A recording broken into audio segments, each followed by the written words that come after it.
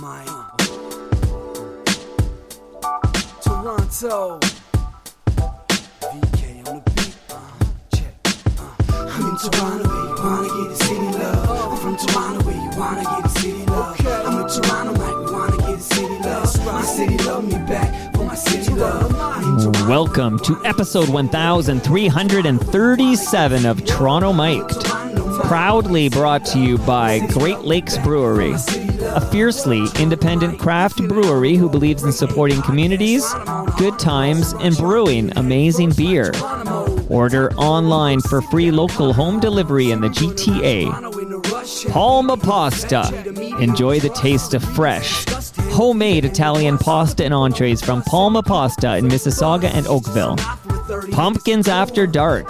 Use the promo code TOMIC15 and save 15% at pumpkinsafterdark.com. RecycleMyElectronics.ca. Committing to our planet's future means properly recycling our electronics of the past. The Advantaged Investor Podcast from Raymond James Canada. Valuable perspective for Canadian investors who want to remain knowledgeable, informed, and focused on long-term success. Season 5 of Yes, We Are Open, an award-winning podcast from Monaris, hosted by FOTM Al Grego. And Ridley Funeral Home, pillars of the community since 1921. Today, making her Toronto Mic debut, is Catherine McClenahan. Welcome, Catherine. Thank you. Great to be here. It sounds like we just missed our window to actually do this in person, because as we speak, you're in LA, but you were just in Toronto, right? Yes, I was. I was there. I've been back for a week now. We just missed each other. I know. And I think I was looking at pictures and I saw you in the background. I went, oh, you were there. And I could have just gone up if I'd known. Yeah, well, that's as soon as I saw your pictures, I had the same feeling. I was the guy in the Martha and the Muffins t-shirt. Yes. So we were at the same place at the same time. I'm really excited to talk to you because that was Roy Thompson Hall, and that was a couple of Fridays ago. So we're going to go back because you're an important part of MuchMusic history. You are a first, and we're going to get into that in a moment. But I'm trying to understand, you were in Los Angeles. How long have you lived in the United States of America? I've lived in the States since 1987. I lived in New York for a couple of years and then moved out here with my now husband when he got a show. And I've been in LA longer than I've been anywhere, and I've lived here for 34 years now. Ha! Wow. Yeah, 87. Wow. Okay, that's a long time ago. And are you from Toronto, or whereabouts are you from originally? I grew up in Ottawa, born and raised, and then I lived in Toronto for about 7 years, from like 79 to 87. I was there. Yeah. Okay, cool. So you're an answer to a trivia question. Like, to me, this is a significant part of MuchMusic history, but people often wonder aloud, maybe it's just me, Catherine, but who was the first woman VJ in MuchMusic history? Catherine, do you know the answer to that important question? I certainly do. I do, because it was me, and it was a thrilling time in my life, and they had looked for over a year, and I was very honored to get the gig, and yes, it would be a good Trivial Pursuit question. And I bet you a lot of people will get that answer wrong. Of course, yes, especially when they see this documentary. Okay, so here, we're going to build up to this, obviously, because I want to know exactly. I have a lot of questions around the doc. The documentary is called 299 Queen Street West. You and I saw it together. We weren't sitting beside each other, but we were in the same building watching it together. Yes. So let me just understand who you were. So MuchMusic, who are you, Catherine? No.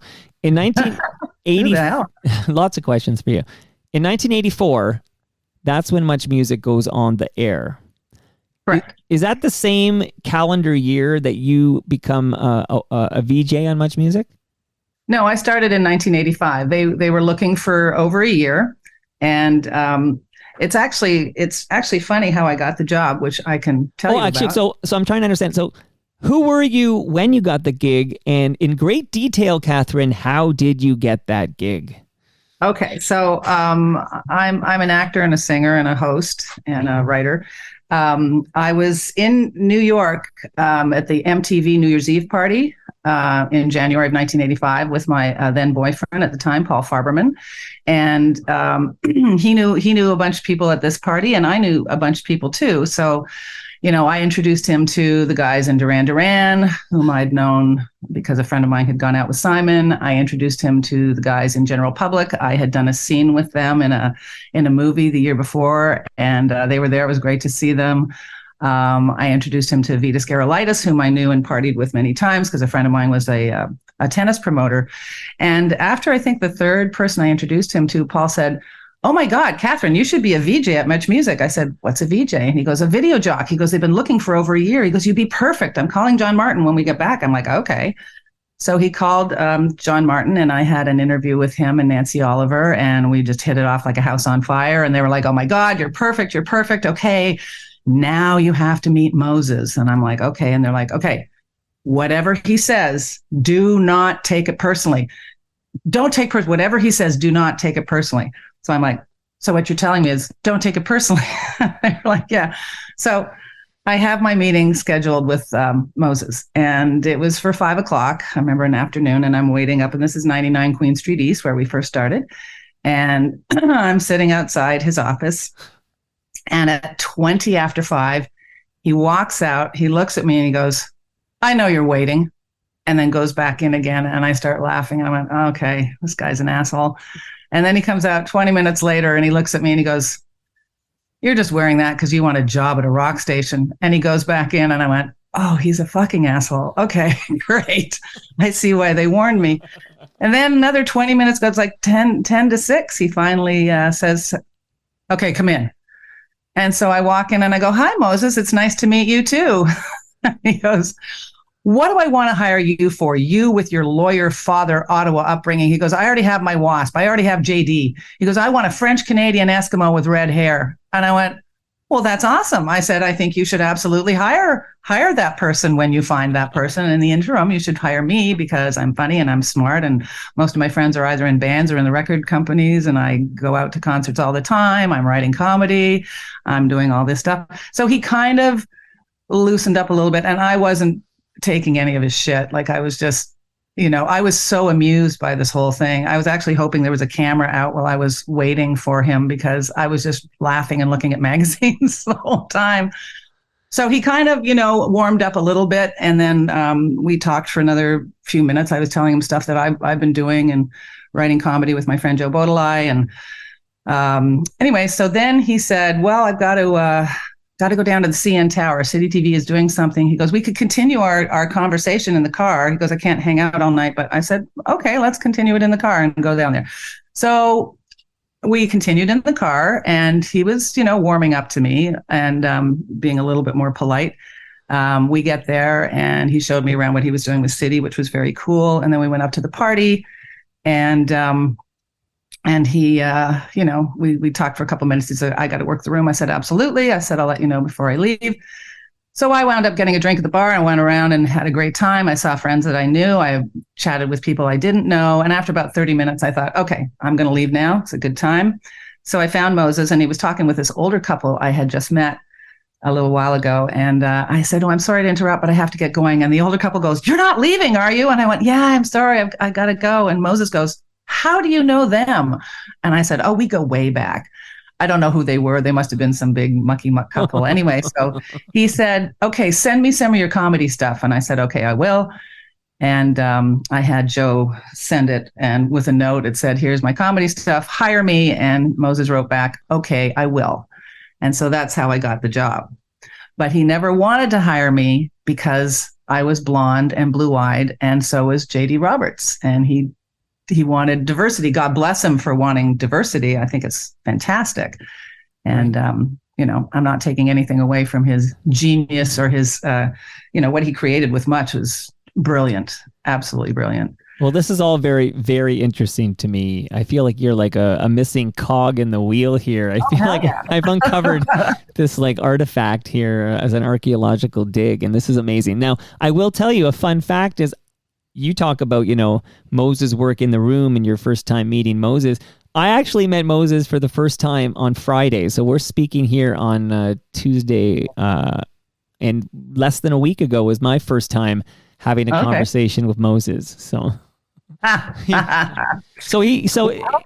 hopefully he's more charming now than he was back then, but you're a guy, so you have a little step up right there. Right. And I was wearing a Toronto tee, and it was a faux retro Toronto tee, which obviously means it was recreated by Retro Kid and Retro Ontario, and they sent it to me. But Moses thought it was the OG, like I had it from the early 80s. So, I let him live in that fantasy world because it seemed to make him very, very happy here. Okay, so you got the gig. It's interesting that, him saying, we have our WASP. I always wonder, does that apply to everything? Like, we have our Jewish person, we have our black person. It's like, we're trying to collect this diaspora here, but we've checked off blue-eyed white person. Yeah. So he really did not, he didn't make my time there very easy. Like, he would walk up to me just before I'd go, literally seconds before I'd go live on the air. And he'd go, "What are you wearing that for?" And we're back. So, but he was abusive. He was not kind. He wasn't encouraging. And I tried to just stay away from him as much as I could. Now, when you say abusive, just to clarify, you mean he was verbally abusive to you? Verbally abusive. Yeah. Verbally abusive. And also, misogynistic, narcissistic, all that fun stuff that rolls in together with that. But I had a wonderful time working there. I loved it. I got some great press, which I sent you. I don't know if you had a chance to read any of them, but I got a lot of wonderful, wonderful support and press. And so I was working there for about 4 months, and I was offered a part in a musical, Yuppies, the musical. And I talked with John and Nancy, and I said, I've been offered this part. I'd love to take it. I just want you to know it's not going to interfere with my job at all. They're going to work around my rehearsal schedule with my shifts on Much. So, and they were like, gave me their full blessing. Absolutely, go do it. And so as soon as Moses found out that I had gotten this job, he fired me. And I was getting as much fan mail as J.D. Roberts, even though I'd only been there a few months and he'd been there for a year. And I was, the Globe and Mail called me quite splendid. He really didn't have, you can't fire somebody for being a blonde, blue-eyed, I don't know. Anyway, I sued him and I won. I sued him for wrongful dismissal and I won. Good for you. And yeah, because it was just the principle of the thing. I didn't get a lot of money because I'd only been there for a few months, but it was the principle of the thing. And I thought, I'm not going to, you just can't do that. I'm going to play a clip of you on MuchMusic so people can hear how it sounded back in 1985. By the way, not a lot of, I think, and now I have a pretty good source on this, but we hear a lot about how Bell Media has this archive, and I often hear it referenced, the MuchMusic library, and very few are allowed in there. We talk about this new documentary, and Sean Menard was allowed access, and then Bell Media recently mentioned they're going to digitize this access, which is great. Then it'll last forever.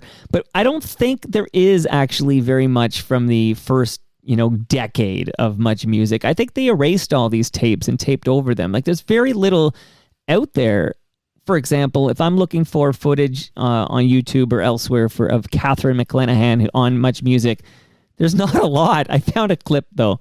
But before I play the clip, would you mind just telling those who haven't seen, like who just don't know the history of MuchMusic, maybe they haven't listened to Toronto Mike before, because I've covered this a million times, but who exactly was John Martin and Nancy Oliver? Well, they were the producers of Much, and John was one of the creators of Much with Moses.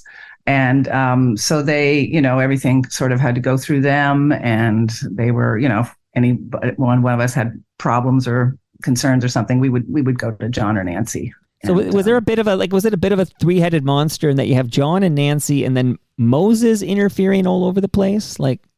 I wouldn't call it a three-headed monster. I think it ran very well. I think Moses was, he was, I know he wants the best for his station. And I know Bob Cigarini made comments in an article that he wrote about how Moses would come down and yell and scream at people. So I know it's not just me. I think that he was, would yell at or would be I don't know. Okay, just Catherine, need to. here's homework for you. If you're ever bored, or maybe you're going for a run or something, and you need to listen to something, go listen to Bob Segarini on Toronto Mic'd, because I've had this conversation with him, and he talks Okay. about getting fired from Much, and it's quite something. Yeah, yeah, I will listen to it. I'm sure Bob was great. He was such a treasure. I miss him. I miss him. He was fun to work with. That was the joy of working there, that everybody except for Moses was wonderful. They were just really, really wonderful and supportive and kind. And because I was doing something that no female had ever done. Luckily, there had been J.D. Roberts and Christopher Ward and Mike Williams before me, so I could, figure out what to do. But I had a blast there. I loved it, and I wished I could have stayed longer. It is fascinating to me that we talk about how Moses essentially seems to be judging you for being waspy, blue-eyed, attractive blonde, which is sort of a polar opposite of maybe all the other stations at the time. Right? Oh, he sent around a memo after I was let go, and for them to discuss me, and it was pretty brutal. He said I had a haughty lady, beautiful attitude. I don't know what that is, but how dare apparently you? I had that. And then at one point, I was reading all these articles. He said I was too old. Yeah, at 26, I was too old.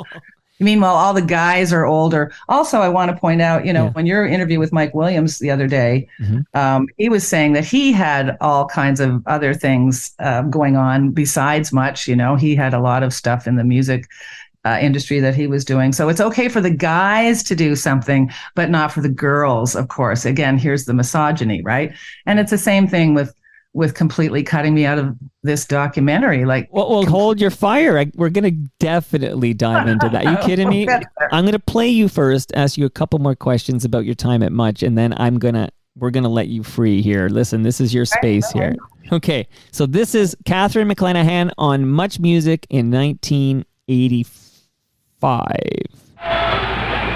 Don't Worry Baby from Los Lobos. Before that, Criminal Mind from Gowan, and Ultravox was back at the beginning with Love's Great Adventure. Right now we have music from Glenn Frey. The heat is on. First of all, though, something from Wham. Now this song is going to be dedicated to Manny, who's having a birthday in North Toronto. Happy birthday, Manny. Hope you're enjoying this preview week as we are. By the way, we've got a great Wham contest going on right now. Now you can win with a friend a trip to London, England, to meet Wham. All you have to do is write your name, address, telephone number, and age on a postcard, along with the number of videos that Wham has made. Okay, I'm not going to tell you, but you have to figure that one out by yourself. Send it to Make It Big with Wham, care of MuchMusic, 99 Queen Street East, Toronto, Ontario, M5C2M1. I don't know when the date is. No later than April 26th, and the draw date is April 28th. That was good. 28th. And please do this on a postcard. It must be mailed. If it's not on a postcard, into the garbage it goes. Right now, here is Careless Whisper on MuchMusic. So there you are. There I am. I exist. This is like a proof that we're not making this up, everybody. This is real. Okay. So, and it's I just want to say, of course, my boyfriend at the time, Paul Farberman, blessedly, he taped a ton of my episodes, and I've been going through them, and it's really funny, obviously, to go through them. But I have a bunch of stuff that I'm going to be putting up on. Okay, so you'll release it into the wild so we can access this? Because like I said, that was literally the only clip I could find. Yeah, when you Google me, that's the only one that's up there. And I can't remember who put it up because I'm not really good with that kind of stuff. But yes, I'm going to put more up. I'm going to get it. It's on a disc right now. I have to get it somehow on a computer so I can send it out. But yeah, there's a bunch, and they're funny. And J.D. Roberts taught me how to juggle on the air, which was fun. I hope I have that one. I haven't found that one yet. Do you still have a relationship with John Roberts, as he calls himself now? I do, actually. We keep in touch on Twitter. I hate calling it X, but we keep in touch on Twitter, and because I have been, very vocal about Fox News and what it's done to our country. Well, I got some clip about that too coming up. So lots coming up in this episode. So here we are. We've now discussed your time at Much. It sounds like everybody was pretty kind to you except Moses, and it sounds like a bullshit reason you were fired, and that's why you were successful with that wrongful dismissal suit. Exactly. Okay. Yeah. So when did you learn that there was a documentary being made about MuchMusic? When Erica interviewed me last year for her reinvention of the VJ podcast, she mentioned it to me then, and I thought that's very exciting. That's great. She mentioned she was going to be a producer on it. She didn't say what kind of producer, but she said, and so I didn't hear anything else about it until Mike Williams sent me a thing and said, "Are you coming up? Are you coming?" And I said, "I didn't hear about it. I wasn't invited. I don't know if I should." He goes, No, you should definitely come up. You should definitely come up. So he encouraged me, and I thought, well, I don't know if it's really expensive, but I found a return trip for less than $500, and I was like, okay, I guess I'll go up. And there was probably other things you could do in the city while you were in town. Oh yeah, this was the Roy Thompson Hall screening was the last night. I had been there for a week. I had a blast visiting friends. I had so much fun. And, because I have a ton of friends in Toronto, and it's wonderful to see them. So I had a really great trip before that last night, and I'm glad that I did. So here we've got, and when we say Erica, we mean Erica M, just in case people are curious. Which Erica? Of course, it's Erica M. Now, Erica M how did that go? That conversation, I forgot about that conversation on Erica's podcast. That was a fine experience for you? Oh, yeah. Okay. Absolutely. All right, good.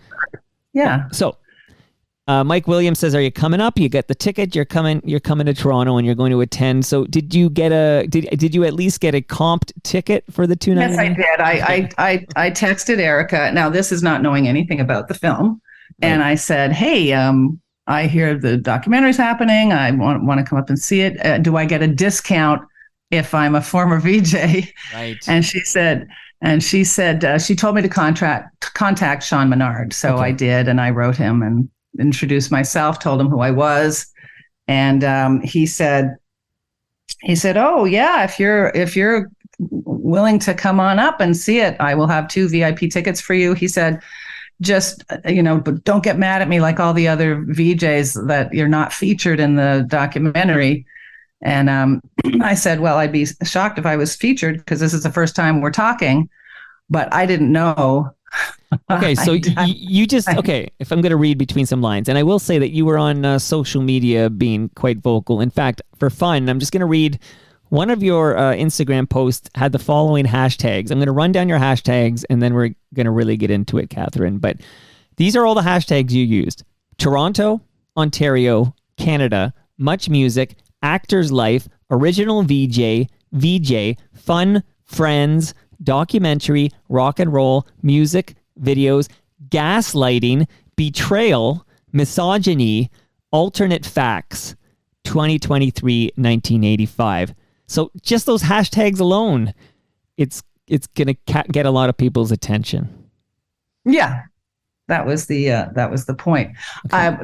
I had, as I said, I had such a great time. And when I had talked to Erica, and in my interview last year, she had told me that everyone was going to be in it in clips or something, but only a few VJs were going to be featured, throughout. And I said, well, that makes sense. You can't feature everybody. But so I just assumed we were all in clips. Okay. I didn't. Well, let's find out. So you're sitting in Roy Thompson Hall. Well, let's go before that, sure. Because the red carpet is also something that, I don't think they wanted me there, but I went up. I was there with my friend Eva, and Mike Williams was very insistent, even though he was late for the red carpet. Right. He said, he goes, "You get up there. I'm going to make sure that you get up there." And I was like, well, I'm just going to go up there anyway, because, I was the first female VJ, and I still hadn't seen the film, so I didn't know what was going on. Well, and Erica was really nice. She came over and gave me a hug, and Steve Anthony was great. And I now know Denise didn't recognize me, which was funny. But hey, I need glasses too, so I get it. But anyway, I was like literally off to the side, and and they allowed me in a picture at the end where they had anybody else that worked at MuchMusic can come into this picture. So I was like, okay, I'll go into that one, even though I thought I should have been up there with the VJs, but I still didn't know, right? So I was just okay, because you haven't seen this doc, so but and now Sean Menard came up and introduced himself to me on the red carpet, and he said, "Thanks for coming." And I said, "Oh, great! I look forward to it." So okay. So Sean Menard, the director, he's also an FOTM. That's a friend of Toronto Mike. Erica M, by the way, also an FOTM, and Michael Williams an FOTM. Steve Anthony's an FOTM. Denise Donlan's an FOTM, and finally now I can say Catherine McClenahan is an FOTM. So, although later I'll share a fun fact that one of your ex-husbands is also an FOTM, but we're going to talk about that later. Okay. So now you're in your seat. The movie's this is about 2 hours long, this movie, 299 Queen Street West. You're sitting there. Please tell me, I want to know what you thought of the documentary, particularly the fact that you were not seen in this documentary, nor was your name uttered in this documentary. Yeah. So, I love the film. I mean, the film is great. It's so much fun. It really captured the joyous chaos that was creating this new thing, this new show that nobody had ever done before. And he really captured that. When it got to the point where what he said was Moses decided there should be a female VJ, and then they have a shot of Erica. And I was like, oh no, okay. Oh, they're just going to pretend that I didn't even exist, that my contribution as the first female VJ, not only at MuchMusic, but also my part in Canadian broadcast history, is just going to be wiped out of this quote unquote documentary. Do you remember whose voice? Because Sean's voice is not in this doc. So do you remember, was it Erica's voice that made that say? No, it wasn't there. It was a male voice, whoever was doing the voiceover at that time. I'm not sure who the voiceover was, but anyway, it said, it implied that Erica was the first female VJ. She was, she was the second. She started a couple of months after I did. She was still a receptionist when I was the first female VJ. And so I was shocked, but not horribly surprised. And as I said, it was very weird too, being in this room with all these thousands of people and watching this history of, it was such a big part of my life. And it was a big part of MuchMusic too. When I was, the first female, they made a big deal out of it because they had been looking for over a year. So it was, I've been screwed over before in my 64 and a half years. And I hope this will be the last time. But it really, at the time, I just thought, I'm not going to say anything right now. And after, I was very nice to Erica. I was very nice to Sean. I told him I enjoyed his film. I am going to be emailing him. I've been waiting just to, get all my thoughts in order.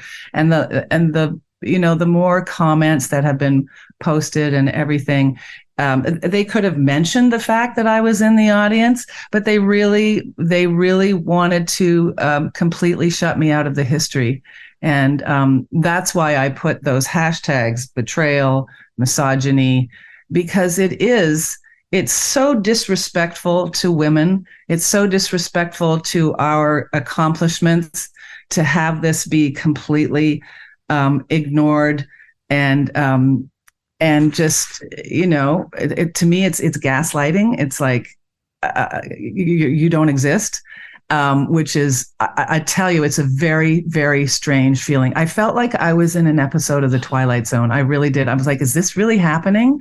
This is really happening. And then you kind of doubt yourself. Well, maybe, was I not the first female VJ? Did I all make it up in my head? Your mind starts doing these funny things. It's like, no, I know. But it's just, again, the dismissive, misogynistic, just disrespect of women's accomplishments, not supporting women's place in history, not only at Much, but in the Canadian broadcasting industry. And I was a pioneer for a lot of people. I was the second female VJ in the country. Samantha Taylor was the first at Video Hits. I have a poster. So it was a gift from Joel Goldberg, and it's the cover of a magazine, and you're sitting there, and it's like, yeah, the cover because Jay Gold is in that cover. Right. He's on it. We're all on it. Yeah, Samantha And Taylor. Do you remember who else was John on? Christopher Major. Ward, John Major. It was all the. I have it. Somewhere I should here. frame it actually because I intend to frame it because it's kind of. Yeah. And Eric is in that picture too, right? Oh yeah, Eric is there. We're all there. And so, I was the fourth VJ. I was hired after Mike Williams.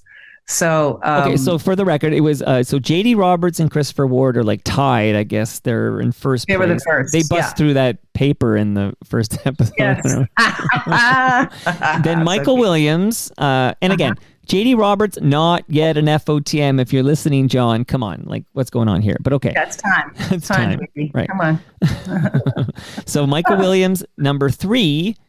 You, Catherine, are number 4. Yeah. Wow. Okay. And, Why? And the first female. It's Yes, which is significant. The first woman VJ. So, Yeah, why do it you is. think your history was erased from this documentary? Like, why? You think that's misogyny, or do you think? Because you mentioned in a social media post that Erica was the producer. ... Are you suggesting that it didn't suit the narrative? I absolutely suggest it didn't suit the narrative. And I don't know whether Moses had anything to do with this doc. I don't know No, whether he's one no. of the I can tell producers. you, I don't even think he liked it, to be honest. Okay. Well, I don't know who was producing it, but Erica and I wrote her an email after the fact, and I let her have it. It's just like, how could you take my credit away? You're supposed to be empowering women. And this is hypocritical. You're not empowering women if you're taking this. And so I had a long talk with her. We spoke, and she said that she said she didn't know, which I find hard to believe because she had seen an earlier screening of it, I guess a few months ago before it was finished. She said she was a consulting producer and had made a list of people that Sean should include in the documentary, but ultimately it was his decision and his choice.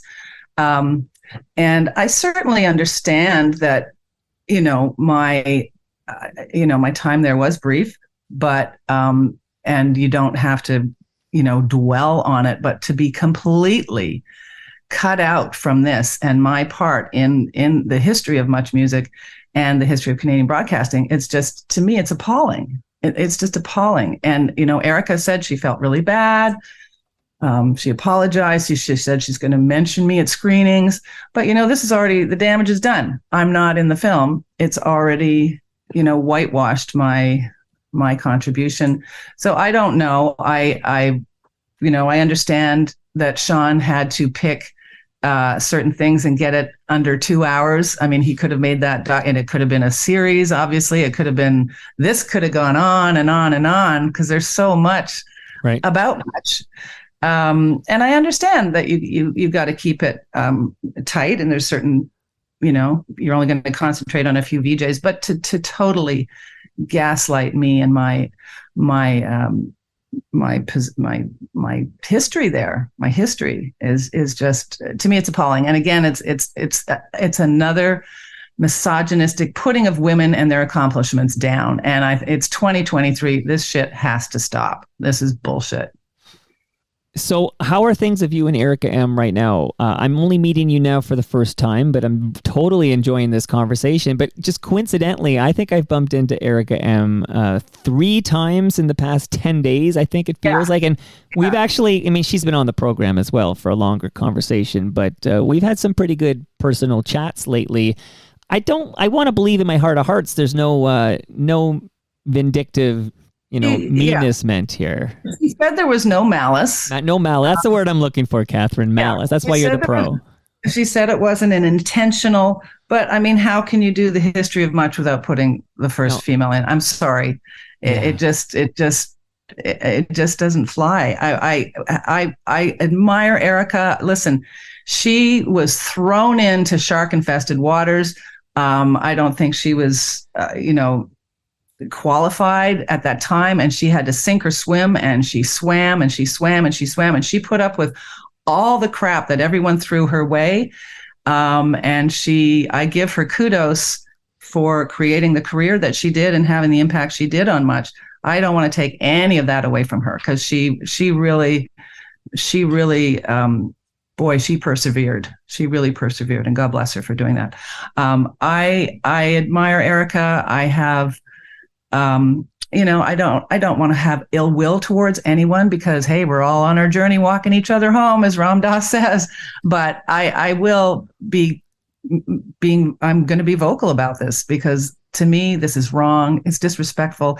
And God bless Monica Diol. She was the only one. She came up to me after the screening and she said to me, she goes, "They didn't even mention you." And I said, "No, they didn't." And she goes, "Oh my gosh." She goes, "That is so disrespectful." And I said, "I think so too."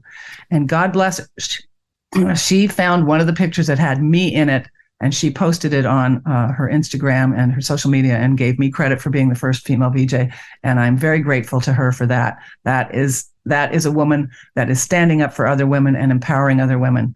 And that's the example that I want to see moving forward from here, and not having people, gaslight you like you didn't exist because, it doesn't fit their story.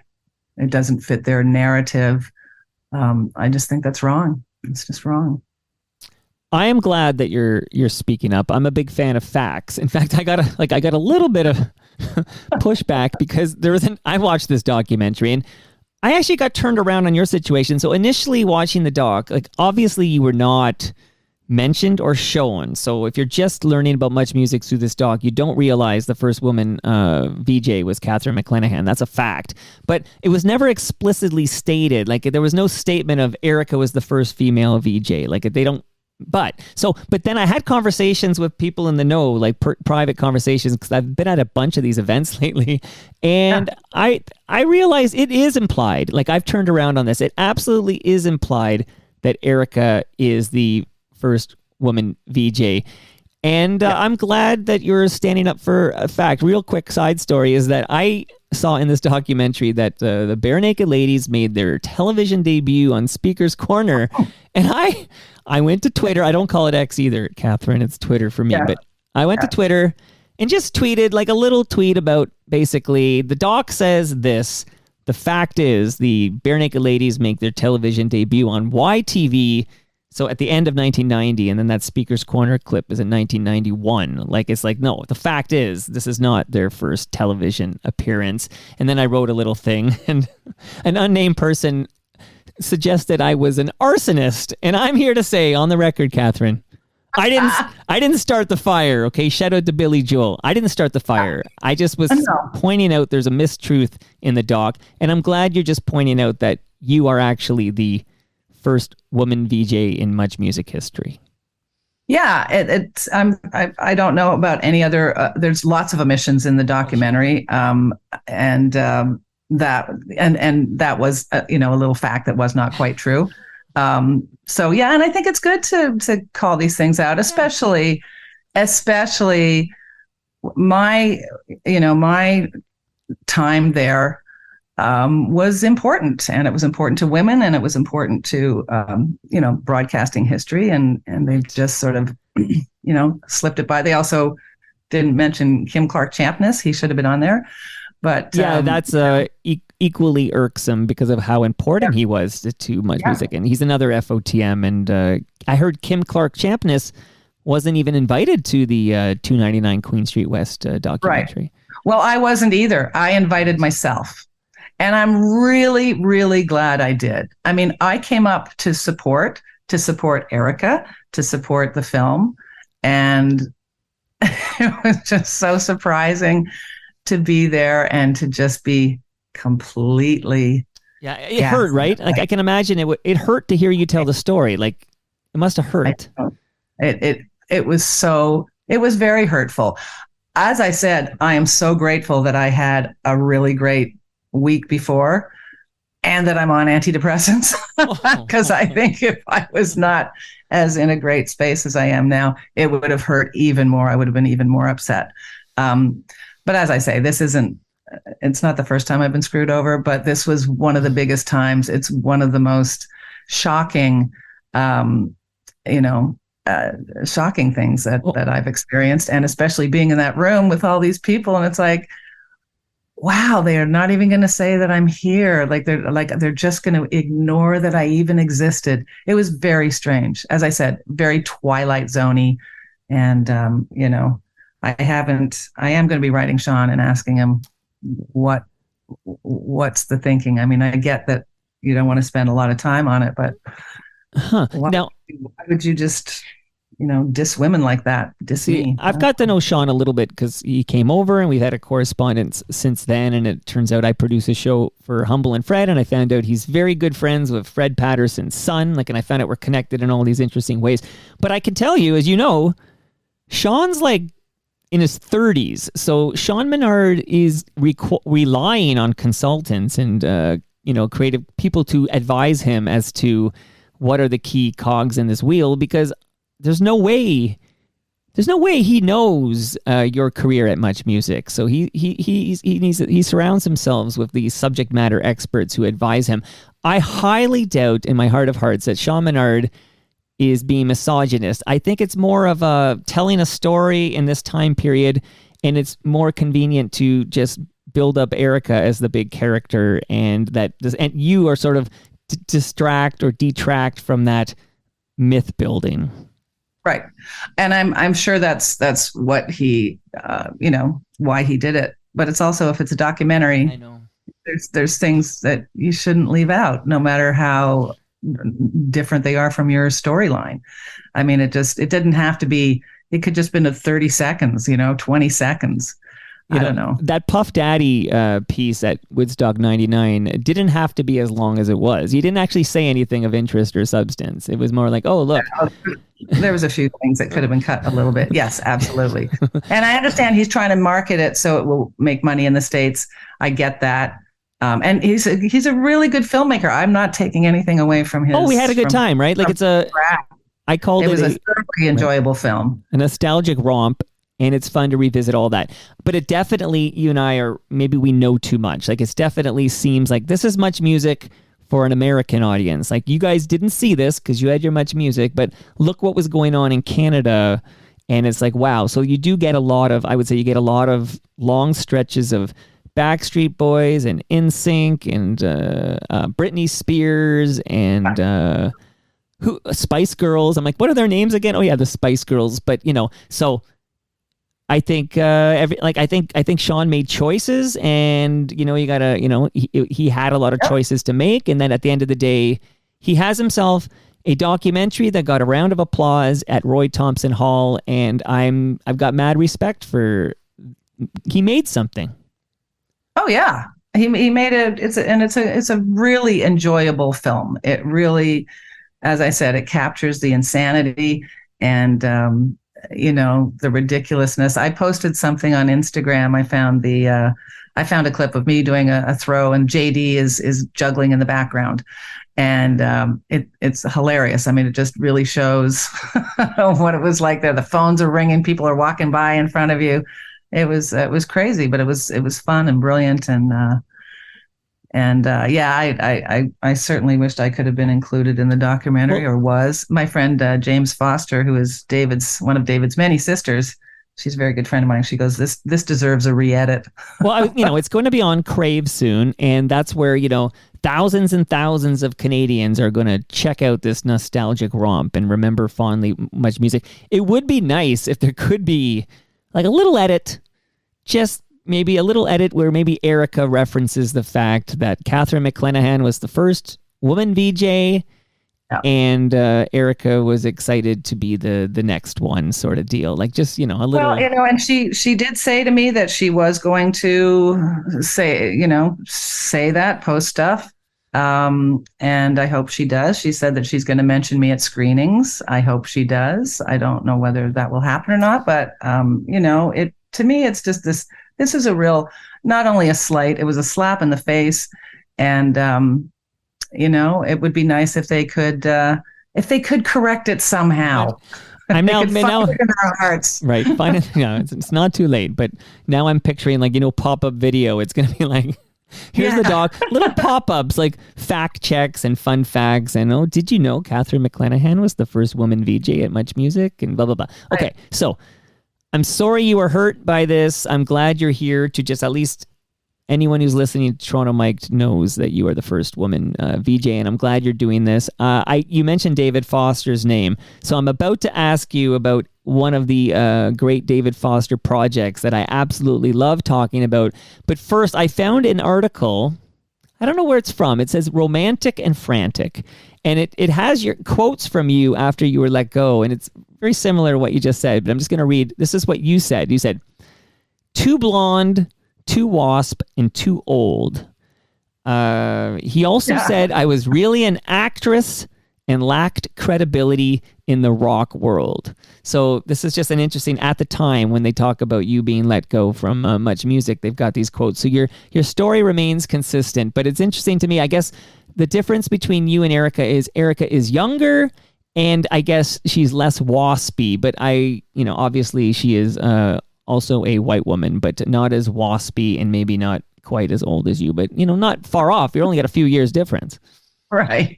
And as I said, I was 26 at the time. Who knew I was too old at 26? Of course, the guys were all older. Yeah. Christopher is like, 10 years older than me? It's like, okay, guys can be older, but women can't. Again, it was just, it was an excuse, I guess. And I guess Moses is Erica's uncle, right? She's, okay, Marilyn. I was gonna ask you. Well, let's get this right though. I don't believe this is a blood uncle. I believe Erica's mother was very, very close to Moses and his partner Marilyn. Like I think they're uncle-esque. Well, isn't she Marilyn's sister's daughter? I don't think they're sisters. I think they were BFFs. Well, we need Erica. I've had her on. Maybe I asked her this when she was on. We have to ask about this. I was told that she's Marilyn's sister's daughter, so Marilyn's her aunt. Anyway, as I said. Okay, you know what? You might know better than I do. Career, she did it, and I give her kudos for that. I take nothing away from her. We get a job how we get a job, right? Well, I'll say this. If you had a connection, which she clearly did, that would get her the receptionist job, that gets you in the building. Her hustle and her work and hustle gets her on the air, and the fact that she was on the air so long and so beloved, etc. That takes more than just some getting the door open. So I give her full credit. Exactly. But I do too. I am holding a picture because okay. So let me explain the photo because most people are just hearing us now. And then I'm going to ask you about this gentleman, but basically Sammy Cohn, the drummer for The Watchmen, came over and he was on the show with the lead singer of The Watchmen, Danny Graves. Big fans of the show. Sammy listens to every episode, and Sammy gave me a picture of Brian Linehan because he wants me to know Brian Linehan would be proud of me. And the sentiment there is that Brian's a bit of a mentor that didn't mentor me. So like sort of somebody I aspired to be in my research and my homework. I like to make sure I spend a lot of time doing research before I talk to somebody like you. And I really admired the way he conducted an interview. You, Catherine, knew Brian, worked with him at 99 Queen Street East. What can you share with me about Brian Linehan? I loved Brian. He was just one of my favorite people in the building. We didn't get to hang out a lot, but when we did, we were all very excited to see each other. We always gave each other a hug and a kiss. We'd have a quick chat wherever we were. It was always great to go to, building functions where we could hang longer but I loved him as a person. He was just one of those people that, you just feel like you've known forever and you just hit it off. Also, he was such a consummate professional, just one of the best, one of the greatest interviewers ever. And I think I told you at his memorial service that I was there. It was I'm trying to remember where it was, but at one point I was sitting with next to Joan Rivers. We were just in this little hallway sitting together, and I told her how much I loved Brian and how it was so devastating that he had passed. And she told me that he was one of her best friends, and that when her husband Edgar committed suicide, Brian was the first person that she called because his partner had committed suicide. And so they were, kindred spirits in this horrible, horrible bond. And we just, I had this lovely moment, probably about 10, 15 minutes, just chatting with with Joan Rivers, who was just one of the nicest people, and she loved him so much. And I didn't know that she had called him first. I think she wound up staying with him for a few weeks, and she said she could never have gotten through it without Brian Linehan. Wow. Okay, I'm glad you shared that story, because it's Brian sadly is never going to be on Toronto Mic'd, and we lost him far too soon. And it's funny that you and Michael Williams both just light up when you talk about Brian. What did Michael Williams tell me? That Brian was, because I noticed you called him Mike Williams. He told me never call him Mike. He says it's only Michael, but maybe you're allowed to call him Mike. Yeah, I'm not allowed to call him Mike. Only you can do that. But okay. He did say that Brian was like his favorite person when he was working at 99 Queen East.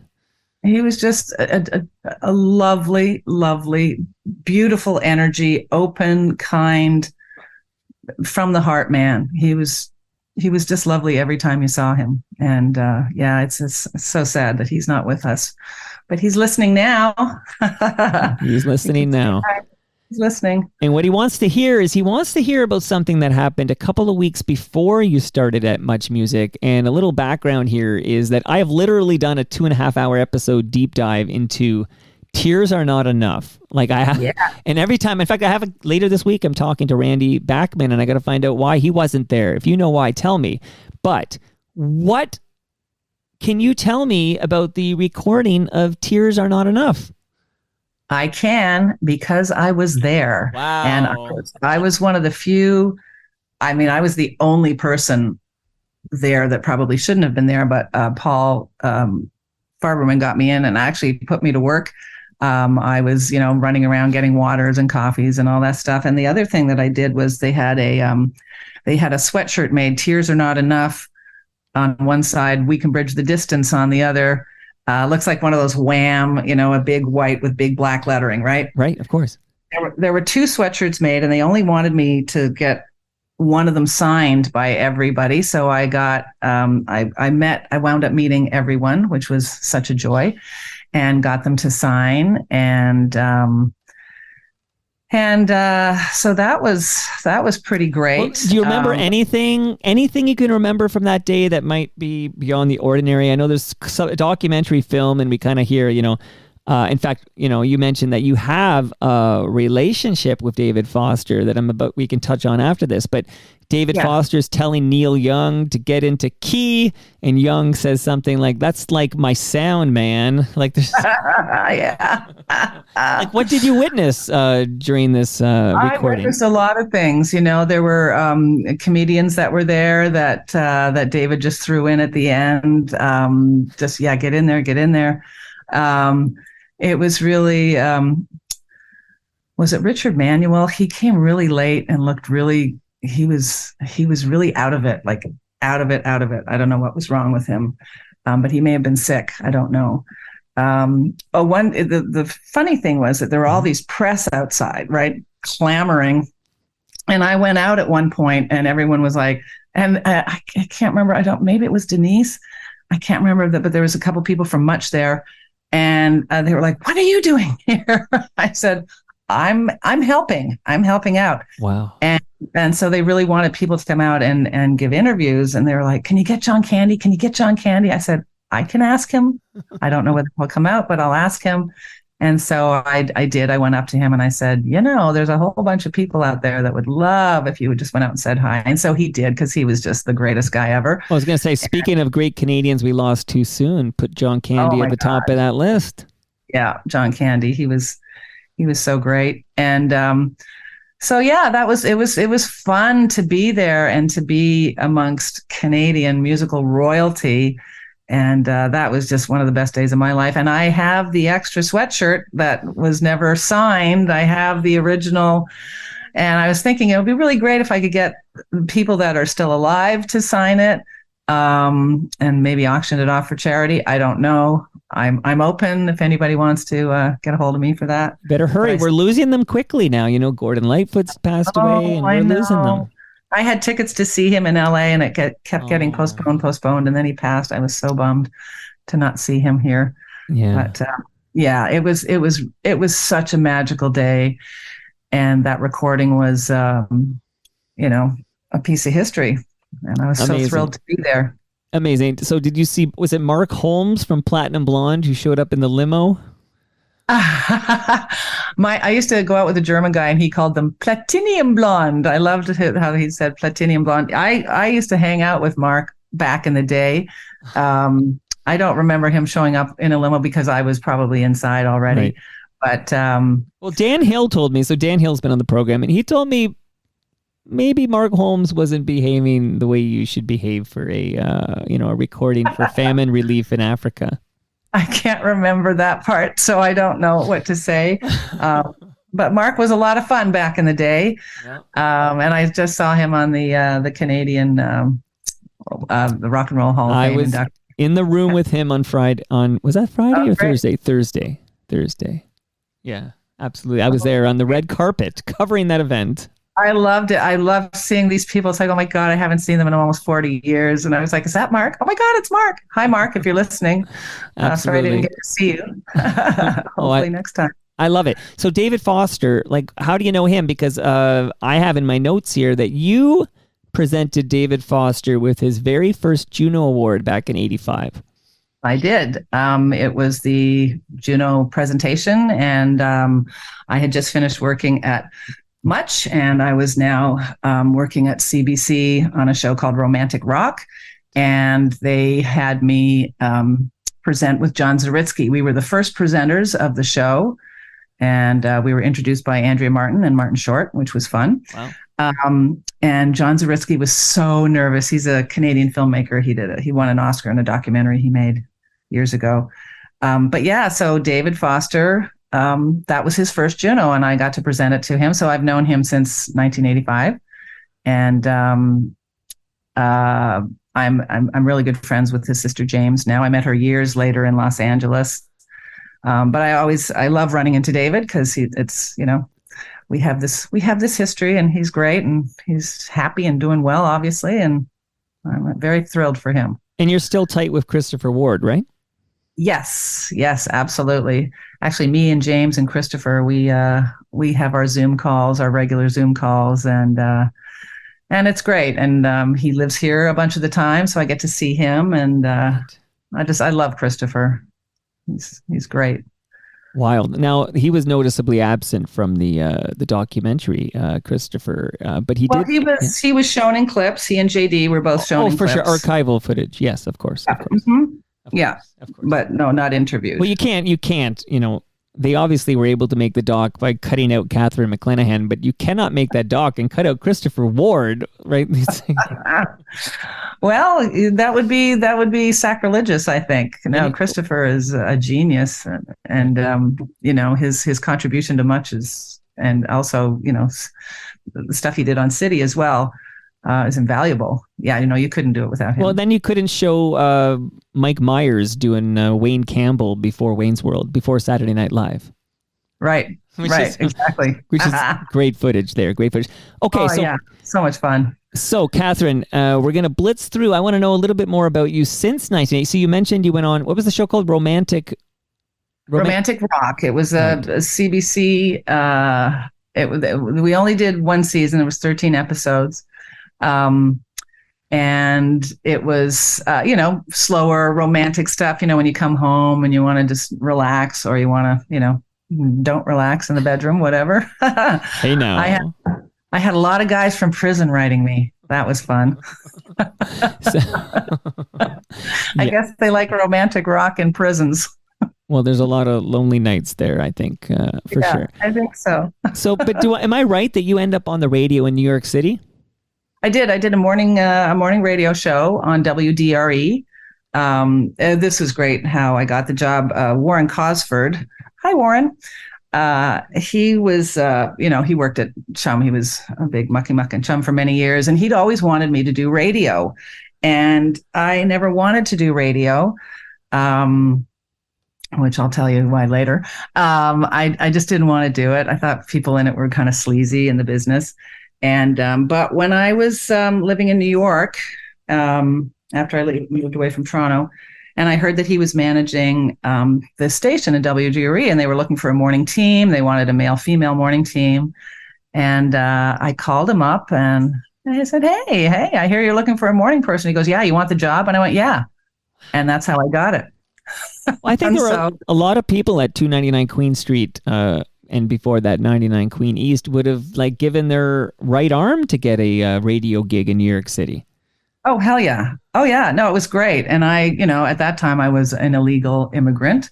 And so they got me a work permit, and it took them 3 months, and they got it for me. And it was fun. It was a fun job. I was the cat. We were Danny and the cat.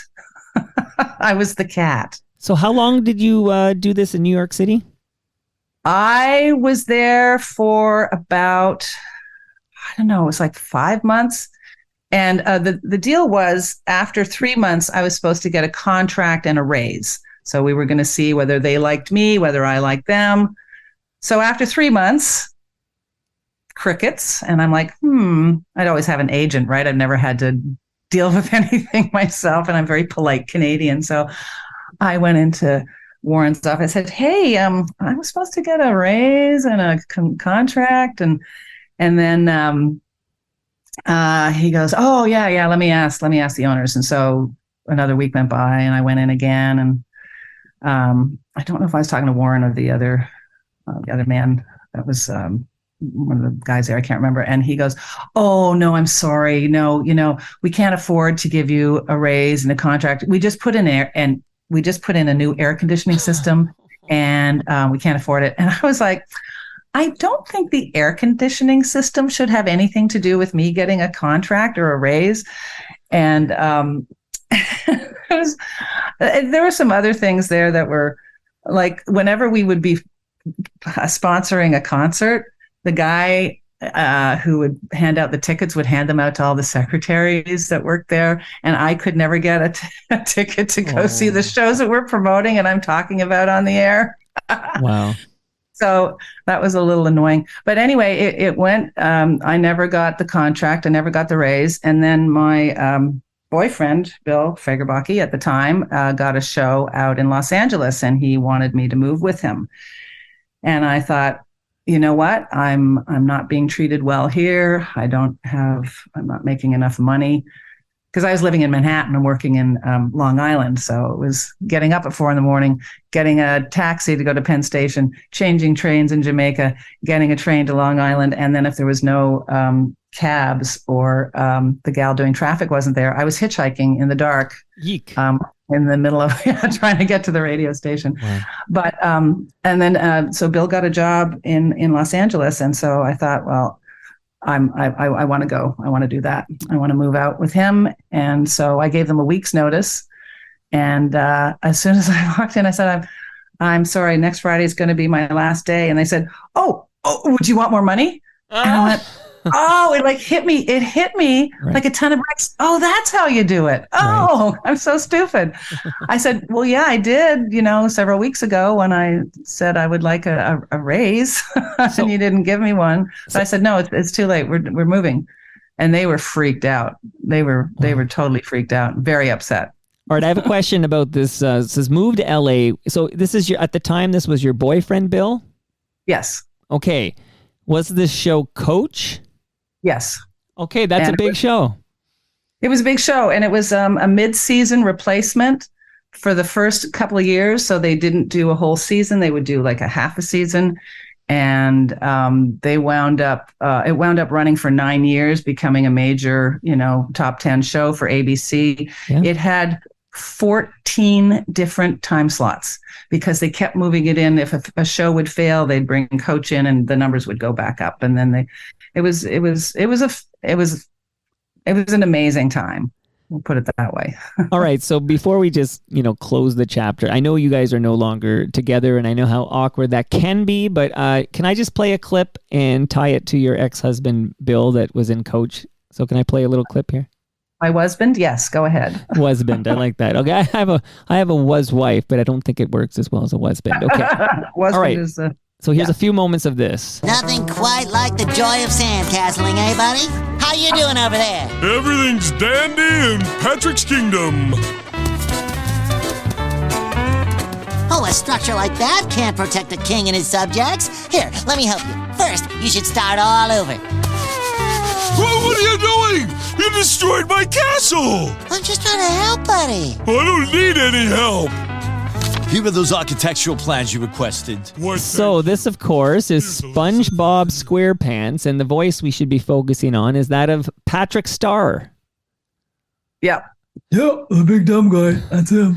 So hold on, I'm going to pause for a moment because I do like the fun facts, and then we'll move on to how you're connected to an FOTM. But you were married to the voice of Patrick Star from SpongeBob SquarePants. I was. I slept with the starfish. Wow. It would be funny when people would run into me, whether it was when Bill was on Coach or when he was on Coach, people go, does he really talk like that? Because he, spoke like that on Coach too. Like a dumb guy. Yeah. I would say, no, but he is that stupid. And people go, oh, and I go, it's a joke. It's comedy. I'm joking. He's actually really, really smart. We are friends, which is, I'm very grateful. Good. He broke my heart, but I'm okay now and ready. I'm ready for dating again after 12 years. So you're eligible? I'm eligible. Yes, I am. All right. Let me make it a little more awkward and ask you about another ex. Okay. So. Okay. Bring it on. How many times have you been married, Catherine? That's a very personal question, but how many times? Twice. Okay. So one is Patrick Star. I just think that's funny to say that sentence. Okay. Okay. Yeah. So you were married to Patrick Star, but you were married to an FOTM. Is that correct? An FOTM, friend of Toronto. Yes. I was married to Eugene Velitis very briefly. We got married in 1982. And, we had been on and off for many years, but I was 23. He was 25. We were just kids. And we didn't have any kids, but we had, we had a fun few years together, but it was just too young. So we split up, but we're still good friends. I love Eugene. He's been so supportive of me through this, as has Paul, my Paul Farberman. It's been really great to hear from people that, I love dearly and they're supportive, and that's been great. Okay. Again, so we don't bury the lead. You were married to, you call him Eugene, but we know him as Gene from Jesse and Gene. This is pre-Jesse and Gene, though. So you were no longer married when Jesse Dillon enters Gene's life. Yes, that was afterwards because he was doing the morning. He was doing the news on Q107. And Jesse and Gene was after me. Interesting. I find this fascinating. Maybe I need to, raise my bar of fun facts. But I think it's a fun fact that you were married to Patrick Star and Gene from Jesse and Gene. And I'm glad you get along with both of these guys now. That's cool. Yes. Well, it's much, much better to get along than not get along, right. In the grand scheme of things. But yeah, we're all nice people. So no reason we can't get along. Can I play a little bit of music and ask you about this? Absolutely. Okay, let's listen to this.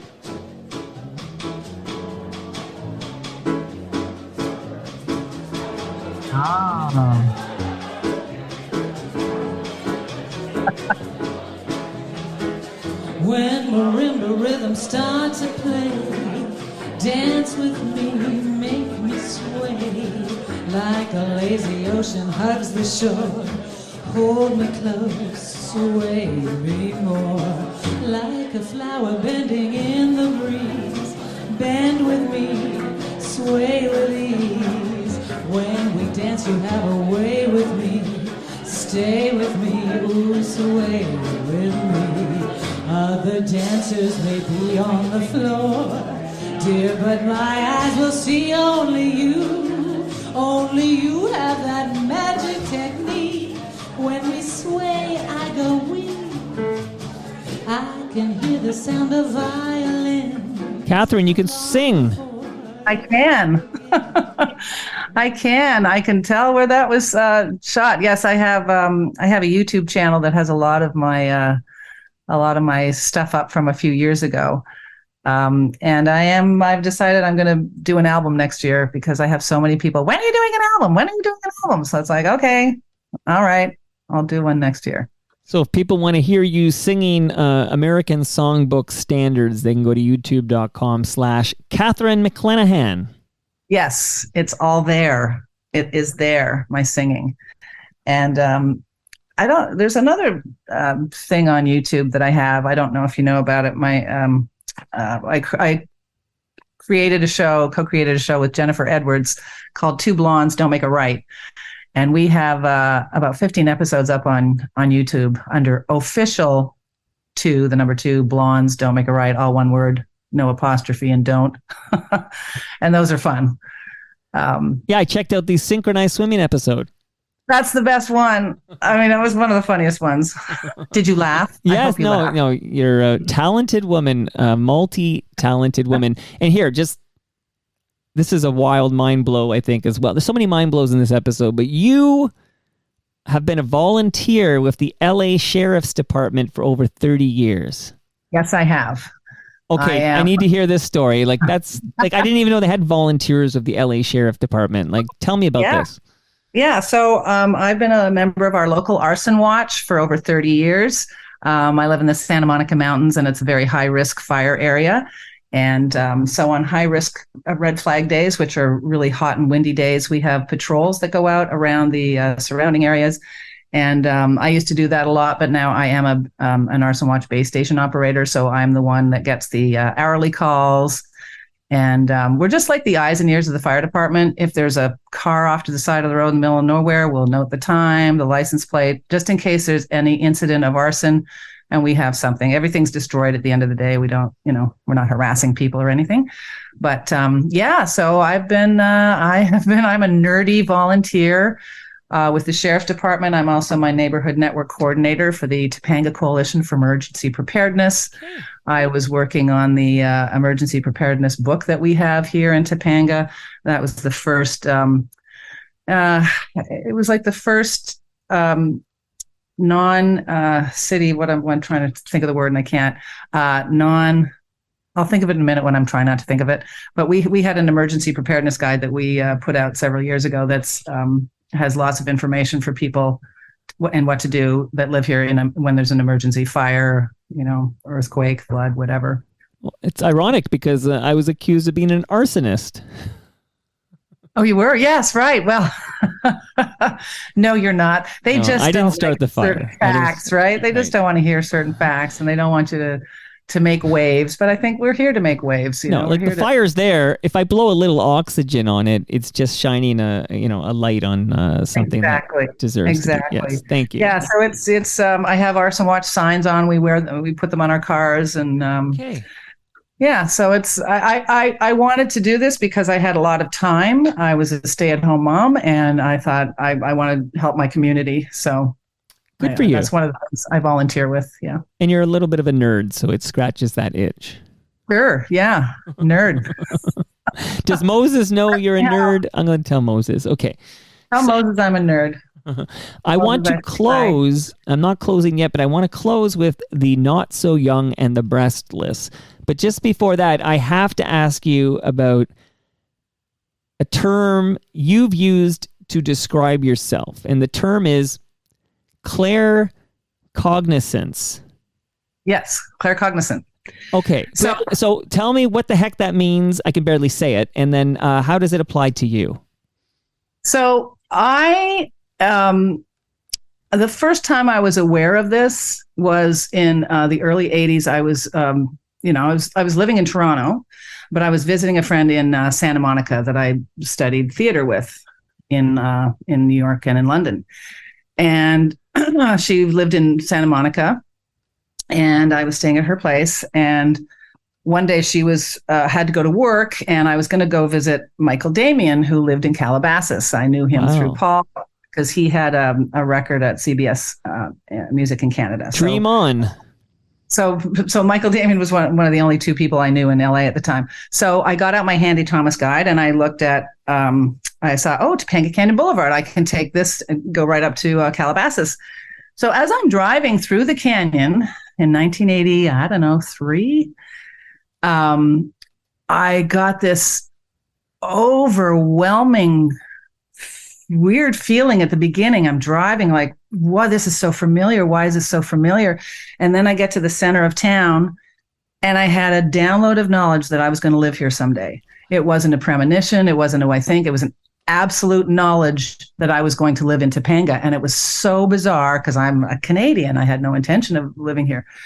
So, it was years later when Bill and I were looking for a house to buy. And I said, there's a place called Topanga. I'm supposed to live here. And we bought the first house we saw and we lived in that one for 4 years and then moved into this house where I've been for, it'll be 30 years in April. I've been in this house. Wow. And so, and I've had it several times, like before the fire that we had in 93, we were living in Old Canyon, and I was pregnant with my daughter, Carson. And I'd read an article about our arson watch that I'm a member of. They had an article in the LA Times, and it had said that there'd never been a fire, and that 10 years the arson watch had been going, and there'd been 3 fires set in Laguna the week before. And I just knew some asshole was going to start a fire. So I packed up all the videotapes, all the photo albums. I had them in boxes by the front door 3 days before the fire hit. And I was going to take a nap that morning. And the voice in my head says, look out the window. And I went, okay. And I looked out the window and I saw it was started half a mile from my house. So I called 911 and they said they'd just gotten a call. So I think I was the second call in for that fire, and, packed up everything, wound up, evacuating for 5 days. We stayed at Jerry and Shirley Van Dyke's guest house with my Sure, baby. because of Coach. Jerry was in Coach. Absolutely. That's why this was during that time. And that was bizarre. It was bizarre because it was the first major fire in a long time in our area. Luckily, our house was not burnt down. There was, and then a few months later, we had the earthquake in January, and I knew that we were going to get an earthquake because there were 3. I felt 3 in Santa Monica the week before. And so I made sure I got a lot of supplies. I got food, I got water.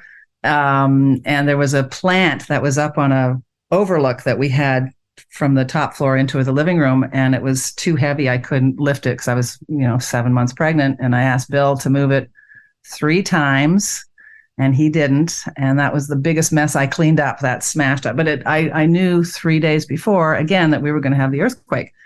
So, and I knew Barack Obama was going to be president 4 years before he was, because I saw him speak at a fundraiser at Bergamot Station, and I had goosebumps, and I'm like, he's going to be president. He's going to be president. And I came home and I told Bill, I said, oh my God, I've just seen our first Black president. His name's Barack Obama. He goes, who? I said, Barack Obama. He's going to be president. He's going to be president. So there's certain things that I know, and it's, you can Google it. I mean, we all have psychic abilities. I don't know why I have this one, and I mean, it is very, very strong when it happens. But has there ever been a moment where you sensed something that was going to happen, but it just never did happen? Like, are you just cherry picking the times it happened, or are there times when it doesn't happen? When I've had this, it's been absolute knowledge. Oh. Is there anything you're sitting on right now? Like anything that you know is about to happen, you can tell me about? I don't know specifically. I know good things are coming to me. I don't know what they are yet, but I have that feeling. Well, you're an FOTM, and if you were here and you're not here, but I'm just going to let you know that if you were here, Catherine, I would have a delicious lasagna for you from Palma Pasta. Oh my God, I'm coming back. I know. Next time you're in town, get over here. Because you've met so many famous musicians. I would have you back just to play music from musicians you've interacted with, like Barbra Streisand. Like, I mean, we could do a whole episode just on these. I was paid to sing for Barbra Streisand. Well, go ahead. She was one of 25 people at a luncheon. See, I happen to know that. I have what you have. I knew that. So I have clairvoyance. But That's a good one. My Joe Walsh story is good. My Martin Short story is funny. Well, honestly, you'll be back in Toronto at some point, right? I will. Okay. And when you are back, you come over, we kick out these songs, and we talk about all these celebrity interactions.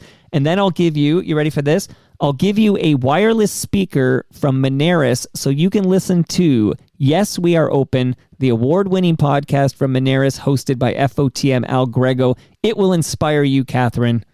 Thank you. Do you drink? I get the feeling like maybe you don't. I'm going to find out right now in real time. Do you drink beer? I don't drink beer. I didn't It's think the so. only thing I don't drink. Well, no, that's not true. I don't drink a lot of things. I Well, like you know what? wine. Wine. Okay, you know what I'm thinking? Vodka. Off the top, so I'm thinking Great Lakes Brewery. It's mainly beer, but they make a wonderful vodka soda. I'll get a vodka soda from Great Lakes beer for you. Perfect. So thank you, Great Lakes.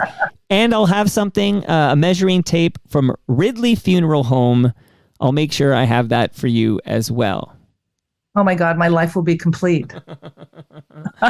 So here, actually, since I'm on a roll here, Catherine, I'm just going to shout out recyclemyelectronics.ca because that's where you go to find out where you can drop off your old electronics and old tech so it can be properly recycled. And of course, this is October. Halloween is at the end of the month. Pumpkins After Dark is an amazing event that's in Milton, Ontario. You can save 15% right now on your tickets to Pumpkins After Dark with the promo code TOMIC15. And the Advantaged Investor podcast from Raymond James Canada is now available wherever you get your podcasts. This is from Raymond James Canada, of course, and you can get valuable perspective for Canadian investors who want to remain knowledgeable, informed, and focused on long-term success. It's a great podcast on finances. Now you're good to go. Shout out to Ridley Funeral Home. Let me hear this story that you're working on. Maybe it's a solo show. It's called The Not So Young and the Breastless. I'm interested in the show, but of course, I'm very interested in what inspired you to do this and what prompted it and how you're feeling. Well, I feel great. I got breast cancer in 2007, and it was, obviously a very sobering time when you get that diagnosis. But I went into a very holistic, and I completely changed my diet and lifestyle. I shrank my tumors to less than a third of what they were. But I was bullied by my doctors into getting a double mastectomy. That was the biggest mistake I ever made in my life because I knew I had shrunk my tumors. I have photos to prove it. But they are very, very much, especially back then, surgery, and they make money too. The doctors make money on whatever surgeries they get if they can. If you get them on chemo and all this stuff. So my show is about my experience with that. Also, how my life changed. Obviously, it's my journey through breast cancer, divorce, and spiritual enlightenment. I think one of the old-time worst segues in the history of Toronto Mic'd, and this is episode, it was me shouting out Ridley Funeral Home before talking to you about your battle with breast cancer. Well, blessedly, I'm still here, and I live to tell the tale. And there's a lot of women that have, breast cancer stories that are similar to mine with with what the medical community wants you to do. And so that's a part of the show, and it's a musical. So the show is a feel-good show. Like this is a feel-good solo show. Feel good. Get it? Oh yeah. Okay. No, that's very clever. Okay. I knew you were sharp from the minute we started the Zoom, actually. But so did I hear you right that you regret the double mastectomy? That maybe this was. Yeah, because I didn't need it. I don't think I needed it, but they bullied me. What if it's in your lymph nodes? You've got daughters. You've got it. It's not going to go away on its own. It's like, I know I'm changing everything. You can see how much I've shrunk my tumors. It's going away because of what I'm doing to it. But, they're all in a Western, slash and burn kind of mentality. Well, no, it's interesting only because very recently, and this is another homework assignment for you, Catherine, you can go listen to Kim McDonald. She's been on the Weather Network here in Canada for 25 years, but she had the double mastectomy and she talks about the decision and everything. And it was quite an interesting discussion about that. But it sounds like you miss your breasts?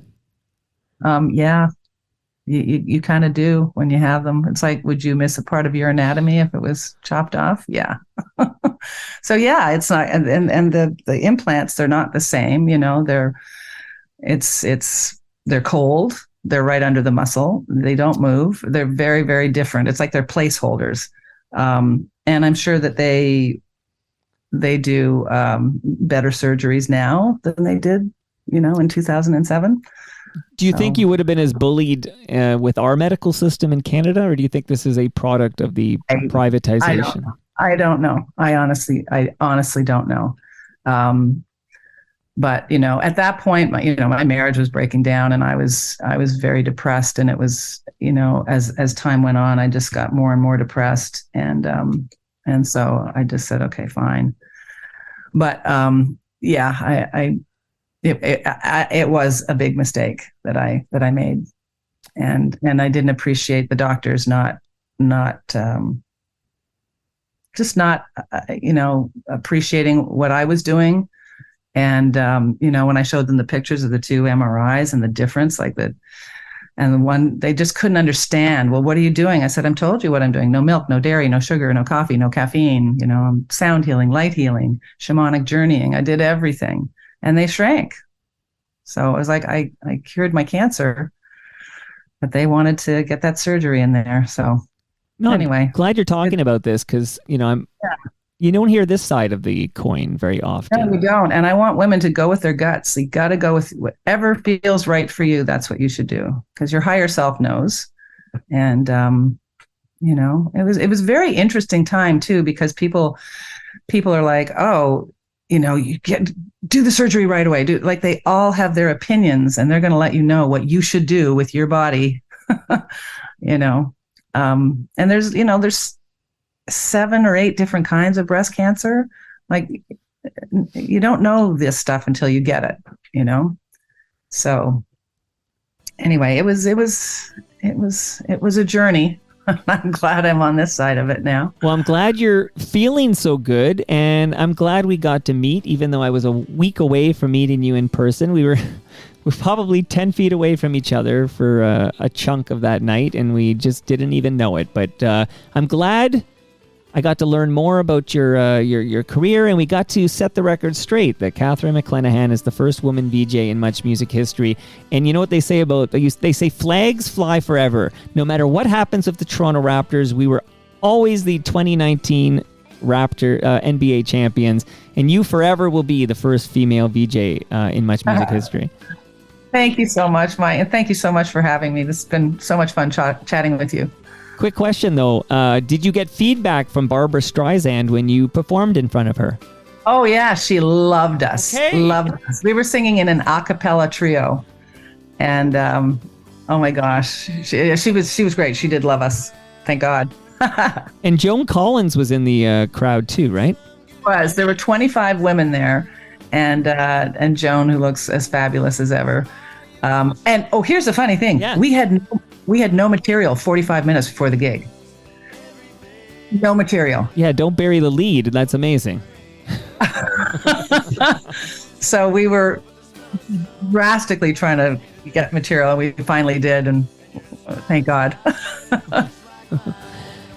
And that brings us to the end of our 1,337th show. You can follow me on Twitter. I'm at Toronto Mike. Catherine, I know you're on Instagram and Twitter. Just remind us what your handles are to follow you. It's Catherine McClenahan. It's my name.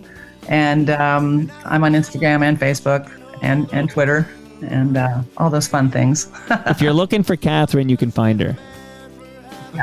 And I have a website, but I am updating it because it needs updating. And much love to those who make this possible. That's Great Lakes Brewery. That's Palma Pasta. That's Raymond James Canada. That's Moneris. That's Recycle My Electronics. That's Pumpkins After Dark. And yes, that's Ridley Funeral Home. See you all Thursday when my special guest is Ed Keenan from the Toronto Star. See you all then.